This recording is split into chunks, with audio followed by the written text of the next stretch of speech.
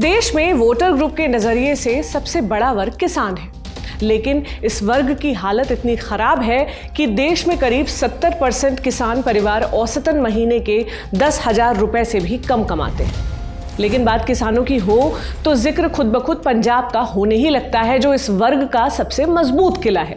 यहाँ के किसान न सिर्फ अपने मुद्दों को लेकर जागरूक और मुखर रहते हैं, बल्कि जरूरत महसूस होने पर विरोध प्रदर्शन का रास्ता अख्तियार करते हैं, जिसका नमूना देश ने किसान आंदोलन की शक्ल में देखा। आज भी सैकड़ों किसान हरियाणा पंजाब के शंभू बॉर्डर पर बैठे हुए हैं। पंजाब में अब 1 जून को वोटिंग होनी है, लेकिन प्रचंड बहुमत का दावा कर रही बीजेपी के सभी 13 उम्मीदवारों को किसान यूनियनों के गुस्से का सामना करना पड़ रहा है। इंडिया टुडे मैगजीन में छपी अनिलेश महाजन की इस रिपोर्ट के जरिए समझने की कोशिश करते हैं कि देश के किसानों की क्या हालत है। कृषि संकट के बीच कैसे बीजेपी किसानों में अपनी पैठ बनाने की जुगत में है और विपक्ष की कोशिशें कितना रंग ला सकती हैं।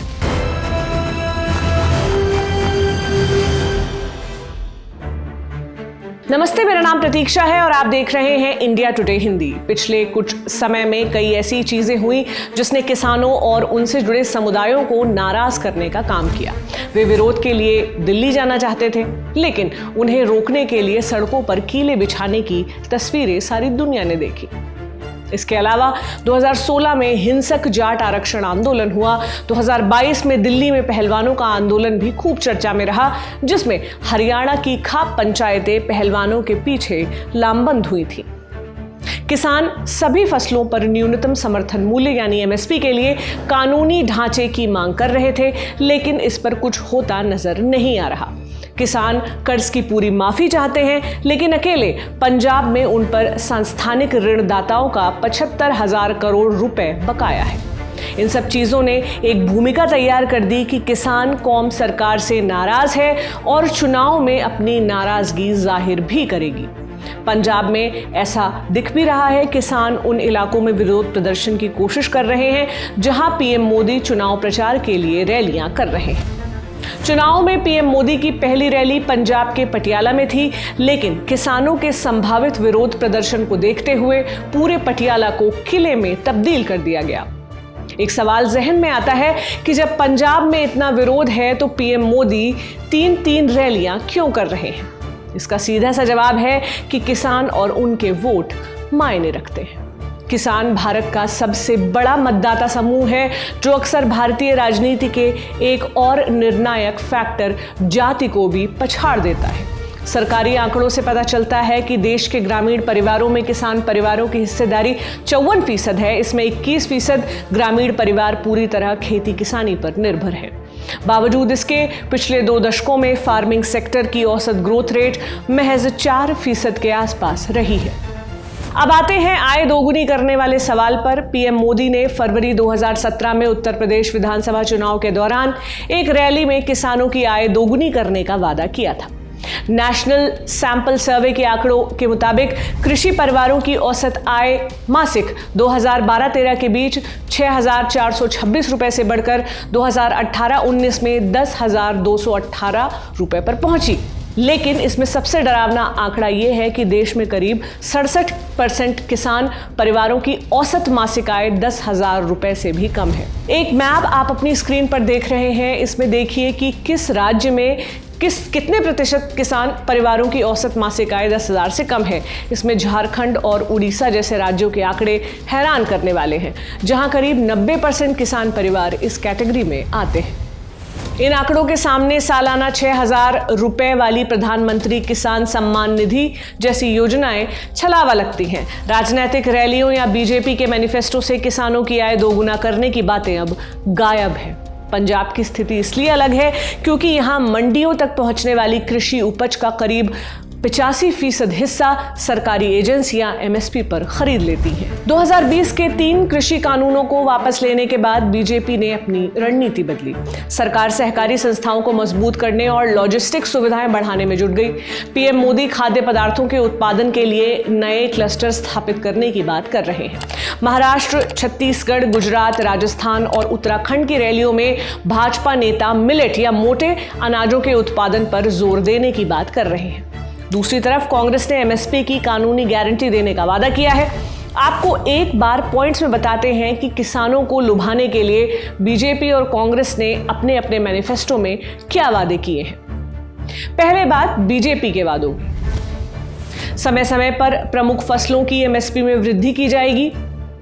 सालाना 6,000 रुपए वाली पीएम किसान योजना को मजबूती दी जाएगी। प्रमुख दालों के उत्पादन में आत्मनिर्भर बनाएंगे। प्राकृतिक खेती पर ज्यादा ध्यान दिया जाएगा। भंडारण और लॉजिस्टिक्स सुविधाओं के साथ टमाटर, प्याज और आलू उत्पादन के लिए क्लस्टर्स बनाए जाएंगे। स्वदेशी भारत कृषि सैटेलाइट लॉन्च किया जाएगा। मजबूत बुनियादी ढांचे पर जोर देंगे। अब बात कांग्रेस के मैनिफेस्टो की। स्वामीनाथन रिपोर्ट के मुताबिक एमएसपी की कानूनी गारंटी देंगे। एमएसपी की सिफारिश करने वाले commission for agricultural costs and prices को वैधानिक निकाय बनाया जाएगा। लोन जैसे मामलों के लिए एक स्थायी आयोग बनाया जाएगा। एमएसपी एक्ट के तहत विनियमित बाजार और ई मार्केट स्वायत्त निकाय के तहत संचालित होंगे। तकनीक को बढ़ावा देंगे और कृषि विज्ञान केंद्रों की संख्या बढ़ाई जाएगी। चुनाव के मौसम में किसानों के मुद्दे पर राजनीति करने में वैसे भी कोई कमी नहीं रहती, लेकिन इस बार चूंकि किसान बीजेपी से नाराज बताए जा रहे हैं, तो हर पार्टी उन्हें लुभाने की कोशिशों में जुटी है।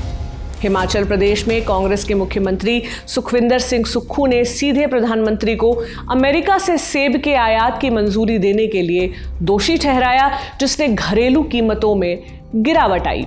कांग्रेस ने 3 कृषि कानूनों का विरोध किया था, पर अब वो किसानों के लिए अपनी पसंद की किसी और जगह पर उपज बेचने का तंत्र स्थापित करने का वादा कर रही है। महाराष्ट्र में एनसीपी के शरद पवार की अगुवाई वाले धड़े के साथ मिलकर कांग्रेस ने ई मार्केट का भी वादा किया है। दक्षिण में कर्नाटक के पूर्व मुख्यमंत्री एचडी कुमारस्वामी कहते हैं कि हमें किसानों की चिंता है, इसलिए हमने बीजेपी से हाथ मिलाया। ओडिशा में लोकसभा और विधानसभा के चुनाव एक साथ हो रहे हैं। वहां नवीन पटनायक की बीजेडी सरकार ने किसानों के लिए अपनी कालिया योजना 3 साल के लिए बढ़ाने का फैसला किया है। इसमें किसानों को केंद्र के पैसे के अलावा 4,000 रुपए की सालाना सहायता दी जाती है।